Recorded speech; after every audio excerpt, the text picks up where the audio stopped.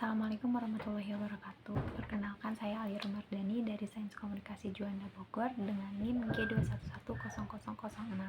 Di sini aku mau jelasin sedikit tentang materi berjudul Why Sociology Abandoned Communication. Jadi materi ini membahas tentang sosiologi yang tampaknya sudah kehilangan minat dalam penelitian komunikasi, terutama di media massa. Dan orang-orang bertanya, why? Jadi aku akan membahas tentang pertanyaan kenapa ini dengan kata kunci yang berbeda. Yang pertama ada why dengan kata kunci efek terbatas.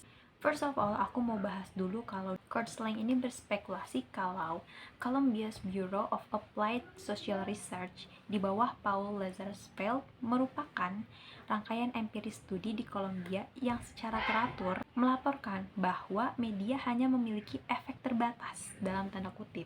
Nah, temuan ini berasal dari studi tim Lazarsfeld yang mengklaim kalau pengaruh media itu sendiri dimediasi oleh interaksi antar pribadi. Jadi meskipun mereka sangat menyadari kalau temuan mengenai dampak terbatas itu asalnya dari studi tentang kampanye media yang ditunjukkan untuk mengubah opini, sikap, dan tindakan dalam jangka pendek, Kurzweil pada Korespondensi Pribadi 2007 menganggap kalau temuan itu mengecilkan hati. Jadi dia percaya kalau sarjana lain berpaling dari penelitian media ya karena alasan itu. Dan apabila tanggapan dari Kurzweil ini benar, maka kata kunci dengan efek terbatas ini adalah sesuatu yang sangat ironis. Poin kedua, ada pertanyaan kenapa dengan kata kunci teori masyarakat massa.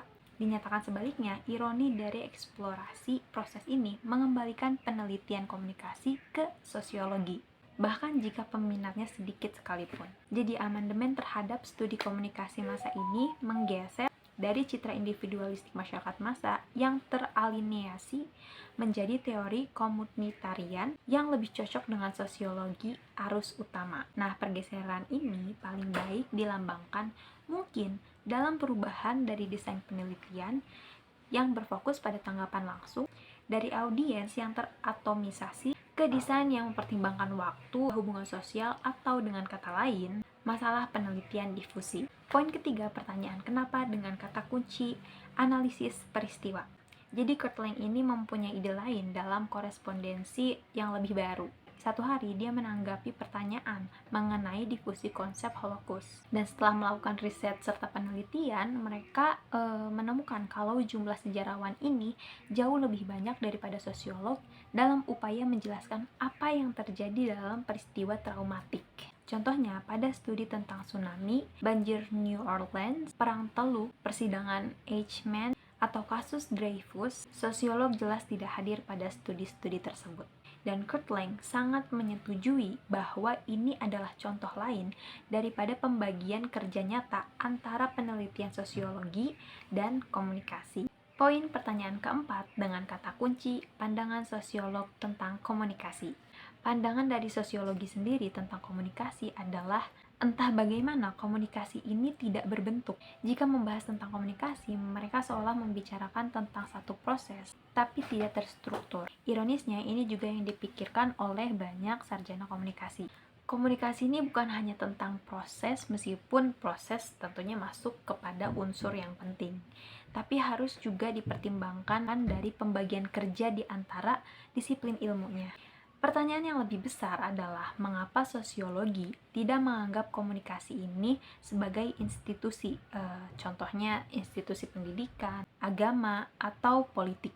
Padahal 3 poin yang saya sebutkan tadi ini menyerupai komunikasi dalam struktur institusional, teknologi, konten, dan proses pengaruhnya pun ada. Apakah ini hilang juga dari sosiologi? Jawabannya mungkin ya, dan mungkin tidak. Agama tentu saja masih berpusat pada sosiologi, meskipun memiliki komunitas sarjana tersendiri. Jadi sebenarnya siapa yang meninggalkan siapa? Oke, untuk pertanyaan ini mungkin lebih tepatnya bukan meninggalkan, tapi memisahkan. Ada satu proses pemisahan di antara sosiologi dan komunikasi. Dan dorongan pemisahan ini tidak berasal dari sosiologi ataupun komunikasi, melainkan dari disiplin ilmu lainnya, yang memang mengharuskan kalau sosiologi dan komunikasi ini memiliki divisinya masing-masing. Contoh yang sudah-sudah seperti psikologi yang memisahkan diri dari filsafat, psikiatri yang memisahkan diri dari psikologi, seperti yang ditunjukkan oleh Ben David and Collins pada tahun 1966. Oke, itu penjelasan dari aku, dan kesimpulannya adalah sosiologi dan komunikasi ini memiliki hubungan yang sangat erat. Hanya saja ada kajian disiplin ilmu yang harus dipisah, yang dimana harus dipelajari sendiri-sendiri. So, semoga penjelasanku membantu, dan mohon maaf apabila ada kesalahan atau miskata atau satu penjelasan yang kurang dimengerti. Terima kasih atas perhatiannya. Wassalamualaikum warahmatullahi wabarakatuh.